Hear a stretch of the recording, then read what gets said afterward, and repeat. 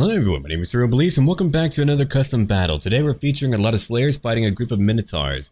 We have a bunch of half-naked mohawk wearing shoeless dwarves going after a group of Minotaurs. I'm sure that will end well. I'm sure there won't be a lot of blood. Slayers are a pretty big deal. The dwarf race as a whole in Warhammer, they're obsessive, okay? They have a book of grudges where if you piss them off, they're gonna write down their grudge against you and they won't forget it until it's finally met out in terms of punishment for that grudge. And here, if they lose treasure, if they lose, I don't know, a really rare cup of ale, if they lose a family member, yeah, I guess, I mean, that would be equivalent for a dwarf. Anyway, they will go and take an oath to become a slayer.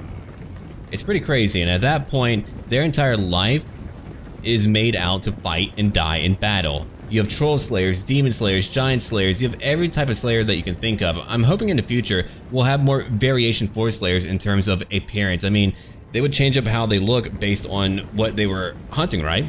And that would really change up the slayers as a whole, and maybe they would use a great axe or the double axes or one axe and a shield or whatever. But either way, they've got to use an axe for the most part. And here we go, fighting Minotaurs. It's going to be a savage and bloody battle. Yeah, they've got to make a pilgrimage towards the holy shrine of Grimnir, located within the peaks of Khazrak One-Eye, known as Slayer's Keep.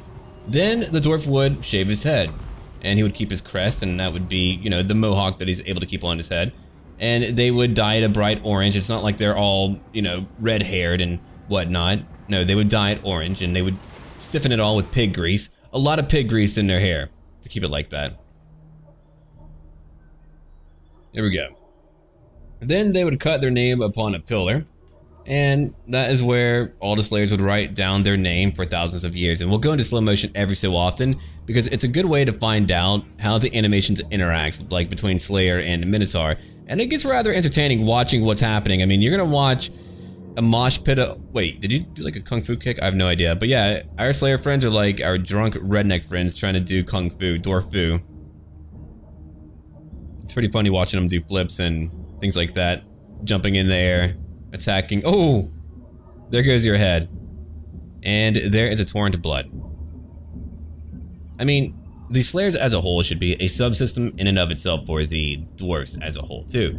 They're very cool. It'll be cool if, like, I don't know, your dwarf lord lost a battle and he didn't die but he was wounded and you have an option to turn him into a slayer lord. That would be really cool. There's a lot of little things that could be added in to really add a lot of variety to the faction. I mean, that is a big part about Warhammer Fantasy. Oh, there goes your shield.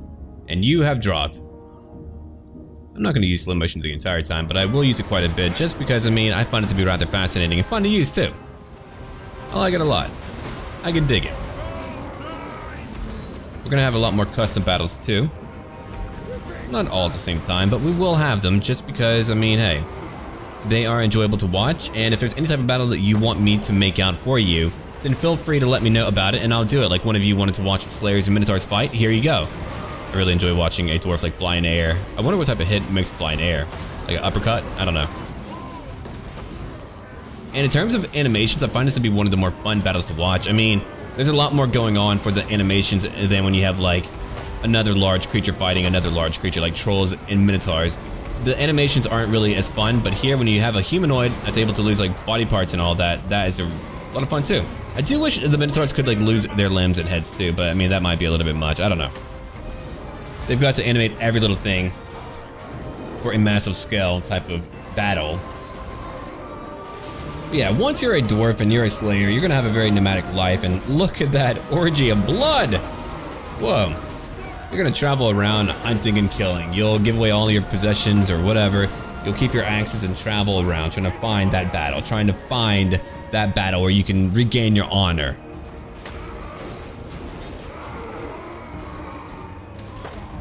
Though, a lot of slayers do die quickly. I mean, that is part of their lore, is that they do die. I mean, they're intentionally going into a dangerous situation. Then you have a few that just do not die and they keep on winning. They keep on killing, like Khazrak One-Eye. Oh yeah, he's got the legendary axe of Grimnir. And he's killed the greatest number of enemies in dwarf history too. But yeah. Actually, another idea. Instead, they would begin as a generic slayer, but as they kill more of a certain type of creature, they would turn into troll slayers or giant slayers or demon slayers or dragon slayers or whatever slayers. That would be really cool. Or beastmen slayers. I mean, like, there's any variation in that they would begin to take trophies from that individual creature that they killed. That to me would be the coolest. I mean, that would be a evolving unit that would change based on who they're fighting. I mean, that as a whole would be cool for any faction, right? Like if they just had a bunch of trophies from the foes they're known for killing. I like that idea a lot. I mean, we won't have that idea, but I really wish we could. That would let me become more attached to my army than giving them names. I would rather them have, like, I don't know, preset names depending on who they fight.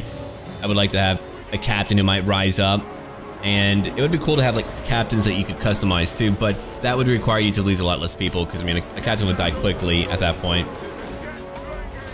But it would be cool to have, like, a captain of a group, and you can, like, customize what they're wearing. I just kind of want the avatar system from Shogun 2 multiplayer to be added in for single player. That would be incredible for your lords to be able to change their gear based on what you have for them. You can do that, right? But it'll only change their stats. It would be cooler if it would actually change their weaponry. That would be amazing. That's all that I really want. Like if I want a arch lector, like a warrior priest who is a senior warrior priest who's able to lead an army, I want him to be able to have a dual hammer, or not a dual hammer, but a, you know, two-handed hammer, not just a book and a hammer.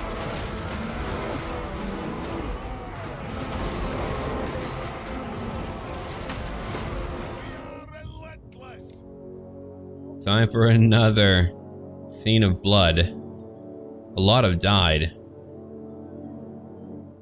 Yeah, slayers are pretty, interesting to use. You've got to be very careful. They have got to fight giants, and they're always going to lose a lot. That's why I kind of wish, I don't know, their replenishment could vary or change up. I mean, I don't really use them in single player that much because they do die way too quickly, and they're really a one-trick pony at fighting giants. I mean, I feel like they should be good at fighting whatever. I mean, yeah, arrows should be very effective, I agree with that. Bullets, whatever, but look at him go. Doing flips, losing heads. Body parts flying around, they're getting destroyed. Oh, man. There goes your arm, destroyed. There is no lack of blood here today. They are dying. But yeah, I think like one group of slayers could be okay. I don't think I would ever want to take more than one. I probably do, or I probably have in my Warhammer campaign, but yeah.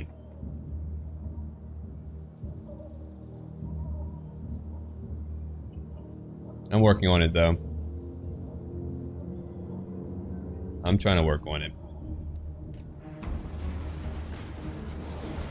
They're going for it. We're reaching a little bit of the conclusion of the battle. We're not quite there yet, but we're getting closer to it.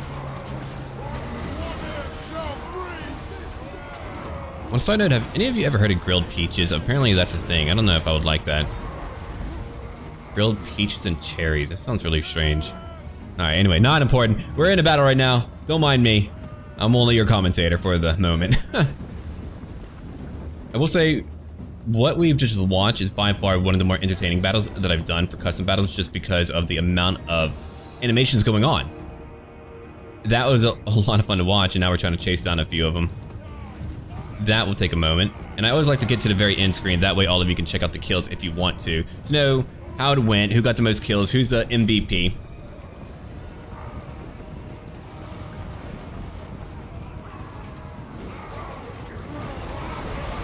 Ooh. More are going away. We're gonna chase him down and try to kill a few more. But that was just sheer carnage. The carnage was real, man. Very real. We've got more battles coming up today. I might even do some quest battles. I mean, again, if there's any feedback that you want. Oh, and real quick, if any of you would like for me to provide post commentary over your multiplayer battles, let me know. A few of you have told me to do that, and I'm thinking about doing it. I think that would be a lot of fun to kind of point out what was done well, what was done not so well, and to just kind of go over that too. And I would find it to be very enjoyable, but I want your feedback about that. Okay, let's go check out what happened over here. If we look at that, man, look at the kills that we got. A few of our slayers got quite a few kills. Their Minotaurs got a lot of kills because they always do that. But We did lose a lot. I mean, if you look at that, we lost a lot. We managed to win just because we outnumbered them, but the Minotaurs are incredibly strong. Anyway, thank you for watching. If you would like to see more, drop down a like, and as always, until then.